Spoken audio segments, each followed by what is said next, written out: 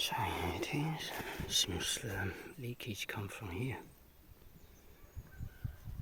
So I want to clean up the radiator. I have to detach it, and maybe I don't need to change the pipe, but I need to clean it up to put to replace this, and so there's no leakage. It's getting loose. The pipe is okay actually. The pipe is okay, and this is a valve. This is a valve. I just know. Well, this valve to release the water in the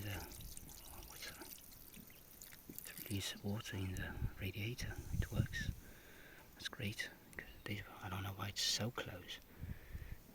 Radiator is so close to this, and is that original or they cut it? Looks like original. Okay.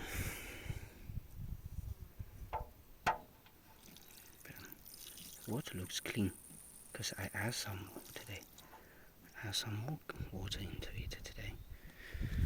Okay.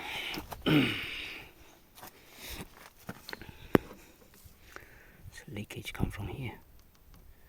This place need to be replaced and cleaned up. And after that we can see a lot of dust inside. Man, lot of dust. Need a good clean up.